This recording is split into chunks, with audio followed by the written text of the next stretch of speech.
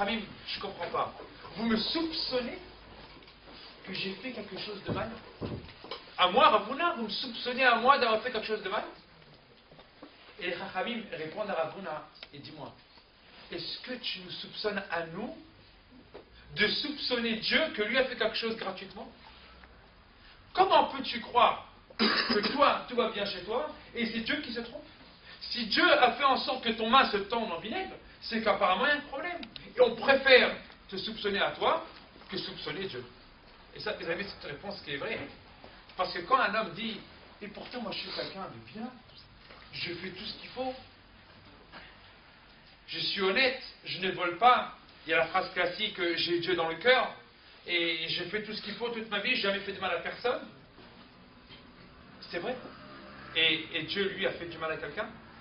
Est-ce possible de dire que Dieu t'a envoyé quelque chose gratuitement pour rien? Alors Ravuna dit, peut-être que vous avez raison. En réalité, dit Ravuna, maintenant je pense, j'ai chez moi dans mon champ ce qu'on appelle un haris. Un haris, c'est une personne qui s'occupe du champ. C'est lui qui voit tout ce qu'il faut amener. C'est lui le responsable des méchants. Et je me suis rendu compte que celui-là, dernièrement, me volait de mes fruits. Alors qu'est-ce que j'ai fait? Je lui ai diminué de sa paye. Et d'après le Shulchan Aruch, il n'a pas le droit de faire une chose pareille. Un homme qui travaille, il faut lui donner son salaire normal, et ensuite tu t'arranges avec lui pour ce qu'il t'a volé. Ils lui ont dit, est-ce que tu t'engages à lui rembourser ce que tu lui as pris? Il a dit oui. Et la Gemara dit là-bas, un miracle a eu lieu, et il y a deux versions dans la Gemara. Ou alors que la première version dit que le vinaigre a retourné de l'autre sens et est redevenu vin. Ou alors la Gemara dit que le vinaigre est devenu tellement cher qu'il a récupéré tout ce qu'il avait perdu et que c'était le même prix que le vin. Comme ça la Gemara nous enseigne. Je vais dire mes amis qu'en réalité les Chachamim nous enseignent quelque chose de très important. C'est qu'il est vrai que parfois il nous arrive des choses incompréhensibles, mais ce qui est évident, c'est qu'il faut bien comprendre que Dieu, lui, ne fait pas des choses gratuitement. Et comme c'est lui qui le fait obligatoirement, donc tout vient de lui. Ainsi nous enseigne la Gemara. Alors, je vais vous donner un exemple qui est frappant, mais qui arrive souvent dans notre génération. Comme une fois vous avez entendu, que vous avez reçu dans les synagogues, vous avez vu des endroits, Dieu préserve, il y a la Coupa Taïr, vous savez, en Israël, on envoie des fascicules avec des photos, des images, on voit des enfants, des petits-enfants très malades qui doivent être transportés aux États-Unis pour des opérations, etc. Je vais prendre un exemple simple qui est arrivé il n'y a pas longtemps en Israël. Un monsieur qui vivait normalement, n'était pas spécialement riche, et voilà que Hashem Erachem Lanu Lechem, son fils est malade, une maladie rare. Et le seul endroit où on peut le soigner, c'était aux États-Unis. Il faut lui faire là-bas une implantation et il faut rester plus de 7 mois à l'hôpital. Le papa et la maman qui ont une famille, ces grandes bénérales, ne peuvent pas se permettre de prendre tout le monde. Il faut dispatcher les enfants un peu partout en Israël. Et il faut prendre l'enfant en urgence aux États-Unis. Et surtout, il faut récolter $150,000. Pas une petite somme. Et donc, on va faire un appel. Et les gens vont venir, ils vont donner, chacun va donner 10, 15, $20. Et au bout de quelques temps, on réussit à avoir la somme de $150,000. Et la personne va quitter ses enfants, elle va prendre le petit-fils, ils vont aller tous aux États-Unis, la maman, le papa avec le petit. Et ils vont rester 7 mois sur place. Bien sûr, il fait des allers-retours en Israël pour avoir les enfants entre-temps, ça coûte de l'argent, et vivre là-bas sur place, etc. Toute une histoire. Mais, qu'est-ce qu'on ne fait pas pour un enfant? Et cela a coûté $150,000. Et voilà qu'au bout de 7 mois, l'enfant guérit, et il va mieux. Et tout va bien. Et donc il retourne en Israël, et la personne décide de faire une Seudat Odaya. Vous savez qu'une Seudat Odaya, c'est obligatoire quand il nous arrive un miracle. Alors un homme doit remercier Akadosh Baruch Hu. Et comment le remercier? On fait une Seuda à la synagogue, et il est bien également de lire le Nishmat Kol Chai. Ça, c'est une halakha à part qu'on nous donne. Il faut savoir que quand, par exemple, il nous arrive quelque chose de bien, où on était sauvé, on a eu un miracle, alors il est bien de faire un éder, de faire un vœu, qu'on va dire le Nishmat Kol Chai devant 10 personnes. Le Nishmat Kol Chai a été composé par les Kadmonim, par les premiers, avant les Géonim, et cette prière, on la récite à la synagogue tous les Shabbats, vous savez, avant Ishtabach, Nishmat Kol Chai. Et là-bas, on remercie Dieu pour tout le bien qu'il nous fait. Et donc, quand il nous arrive quelque chose de bien, ou un miracle, on doit faire ce neder. On doit faire un vœu, devant 10 personnes, on lira le Nishmat Kol Chai, et on offre une Seuda. Et donc cet homme-là, c'est ce qu'il a fait. Il a offert cette Seuda. Et puis pendant la Seuda, il y a l'homme qui vient le voir et lui dit, alors, comment tu te sens maintenant? Il a dit, Baruch Hashem, merci mon Dieu. Il dit, je peux te poser une question discrète? Il dit, je t'en prie. Il dit, combien ça t'a coûté cette histoire? Et ça m'a coûté 150 000 $. Il dit, et ça te paye pas? Il dit, que tu préserves, tu es fou. Regarde mon fils, il court, il saute, tout va bien. Tu veux que je sois triste? Oui, mais quand même 150 000 $, tu as mis des années pour rembourser tout ça. Peut-être. Mais peu importe, la santé de mon fils passe avant. Donc, en quelque sorte, cet homme-là est presque heureux d'avoir dépensé les 150 000 $. Parce que, après tout, c'était pour une bonne cause, c'était pour la bonne cause de sauver son fils. Je prends un exemple qui est différent, mais en réalité exactement le même. Voilà une personne qui, là, depuis 25 ans, il ramasse et il récolte les sous, sous par sous, centime par centime, et puis il arrive à une somme faramineuse, il a 100 000 € de côté. Sauf comme c'est discret, il ne veut pas que sa femme le sache, etc., c'est trop dangereux. Alors il garde les 100 000 € dans les chaussettes à la maison. Et là-bas, au moins, il se dit, même s'il n'y a pas des intérêts, au moins, personne ne sait que j'ai cet argent ici, et puis plus tard, on pourrait se payer, la femme et moi, évidemment, avec cet argent, tout ce qu'il faut. Et il a plus de 100 000 $. Et puis voilà, Shem Rahem, il y a un incendie, quand ils ne sont pas là, et toute la maison prend feu. Toute la maison prend feu. Et évidemment, la chaussette avec. Et ce qu'il y a dans la chaussette également. Et donc, les 100 000 $, voilà, il n'y en a plus. Et cet homme-là, bien sûr, vous imaginez, l'état, la dépression, il est inconsolable. Il dit, mais qu'est-ce que je suis bête d'avoir gardé cet argent à la maison. Et il va accuser la moitié du monde que c'est de leur faute, parce qu'ils n'ont pas conseillé de mettre l'argent à la banque, etc., etc. Mais il va dans un état terrible. Et voilà que le même homme qui est venu voir l'autre hier pour les 150 000 $, il lui dit, dis-moi, tu fais pas une séouda pour remercier Akadosh Baruch Hu? Et l'autre lui dit, mais ça va pas ta tête. Il dit, pourquoi? Il dit, mais j'ai perdu 100 000 $. Il dit, mais espèce d'abruti. L'autre, il a perdu 150 000 dans la souffrance. Il est resté 7 mois, sans sa famille, sans ses enfants. Il ne savait pas si son fils allait vivre ou pas vivre. Tous les jours, il priait à Dieu pour que son fils puisse récupérer et guérir. Il a dû emprunter, être en dehors de chez lui. Et toi, tu as perdu les 100 000, mais sans souffrance.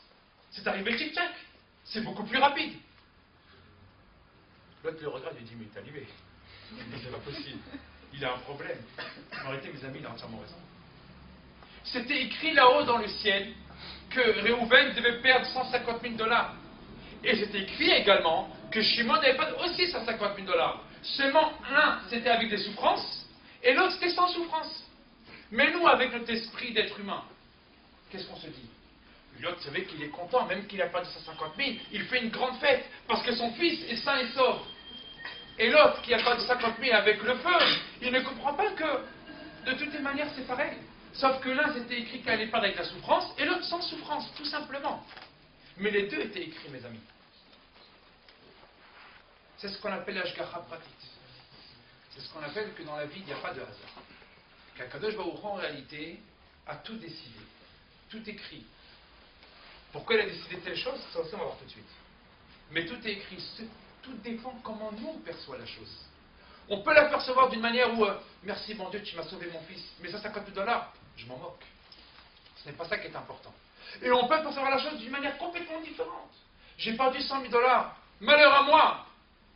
Mais je n'ai pas pensé à ça à l'instant que de toute manière je devais les perdre, et qu'au lieu de les perdre avec la souffrance, je les ai perdus sans souffrance.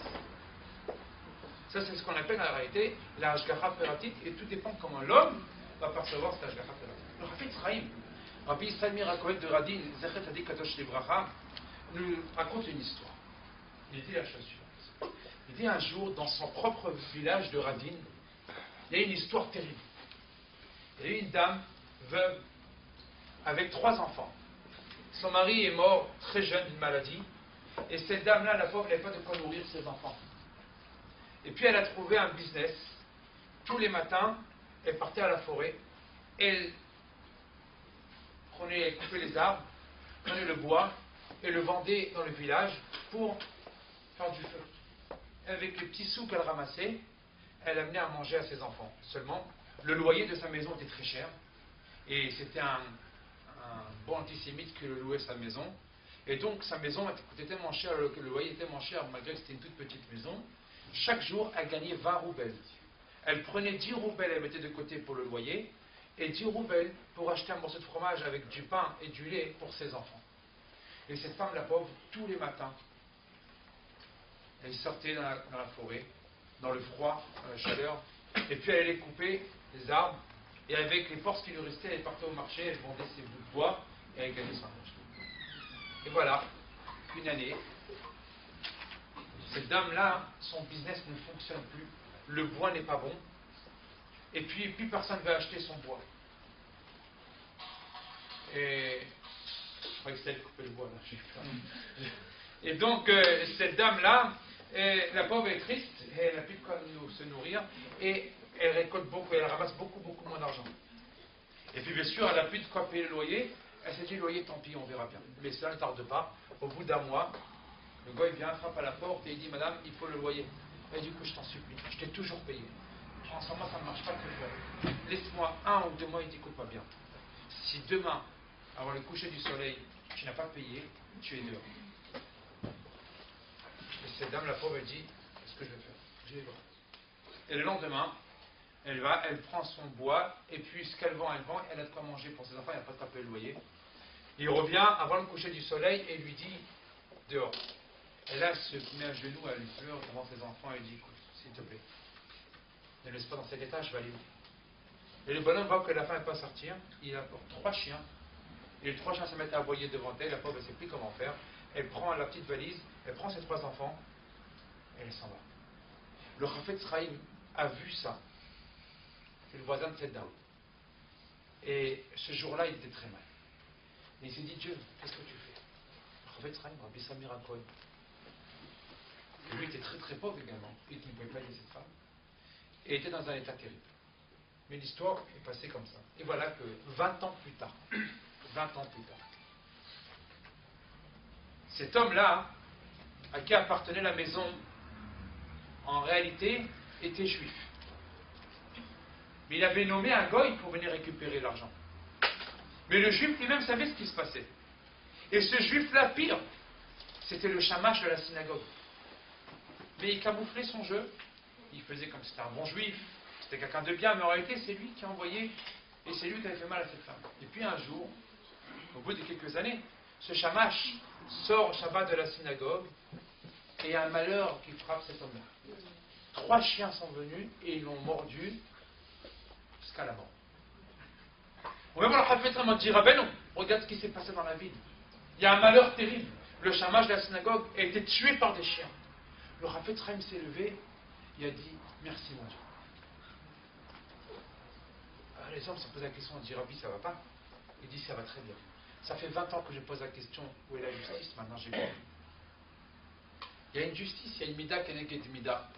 Il y a ce qu'on appelle Kakodesh Baruch Hu, tout est calculé chez lui, tout est prévu. J'attendais de voir ce qui allait se passer avec cet homme, et enfin je vois que justice. C'est-à-dire que le Chafetz Chaim nous apprend ici une autre petite chose, que non seulement que tout est écrit, tout est prévu, tout est donné par Dieu, et même non seulement que c'est donné avec une telle précision que parfois le malheur ou le bonheur qu'un homme peut avoir peut être exactement le même que lui a créé il y a quelque temps en arrière. Mais regardez bien. Il y a une dame, une vieille dame âgée, très âgée.